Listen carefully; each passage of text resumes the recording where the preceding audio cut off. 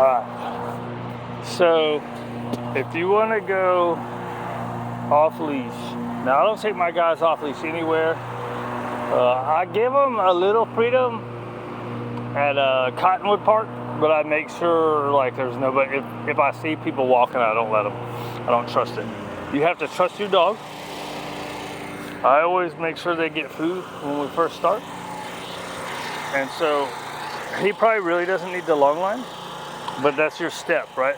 Your first step is getting a good recall while you're on a long line.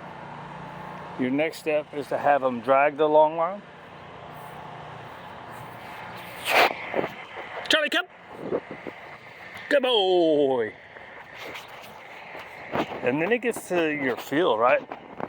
How do you feel about it, right? Why don't I let my guys free at Cottonwood that often? When I see other people and stuff out there, because here they've had a lot of work, long line work of not going up to people, right? So I use least pressure, or I use corrections when they start approaching the other people, and then reward for coming back, right? So it becomes, does your personality trust the dog? I mean, is the dog trustworthy? My personality is, I ain't trusting these mofos. They're dogs, right? They're gonna do what they want to do sometimes. That's where your e-collar comes in. E-collars are gonna be 100%. I think, or 99.9. Whereas my guys would be 85. Look, he wants to get in my space. Just move his ass over. Right. So what would happen here is, say he happened to get like more than the distance we've worked on recall. We worked on recall for 30 feet. Let's see if he'll go. We've worked on a 30 feet recall. What would happen is, when he gets too far, you would step on the leash, right? So just pretend that he's still walking, and then he's getting past the thing. If he hasn't looked back to check in on you, you go like this, boom. Then he's gonna hit the leash pressure. So it creates a invisible boundary, right? So, and if you've been practicing and gotten really good at 30 feet, don't be letting him go 50 feet unless you think he can do it. Him, I think if he was 50 feet away, watch out.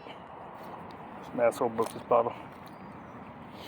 I think if he was 50 feet away, he would come back anyways. It's a good boy. All right. No. We're gonna take this shit over here. So my personality is I'm not gonna be trustworthy.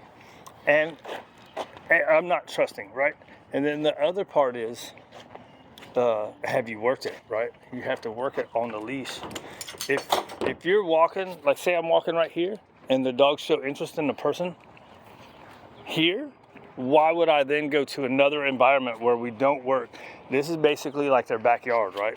So if they're showing interest in people here, if I was to go try to let them off leash at Cottonwood where there's more people, is there still food there? Well, let's check it out. It's an opportunity to try, right? Oh, I was trying to pull him away. Charlie, come! Good boy. So that was, I think that's about 40 feet, 30, 40 feet, right? All right, so let's see, good boy. All right, if he comes back, I can feed him. I can reward him. Let's see if he looks. I'm not gonna say anything. See if he keeps going so I can show you. Good boy. Let's see if I stop, if he'll keep going.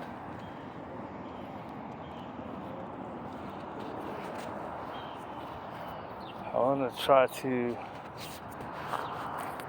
just in case you guys can't pretend, I'm gonna try to let him go.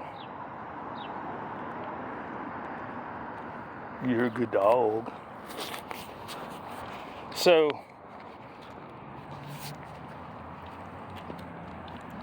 we're going to see how far he goes. Let me just slow down.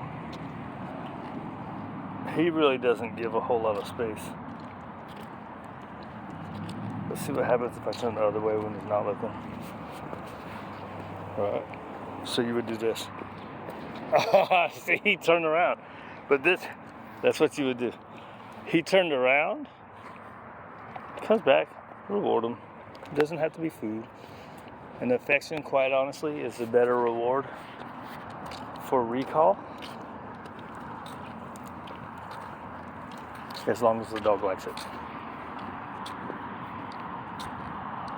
Couple pets, you know what I mean?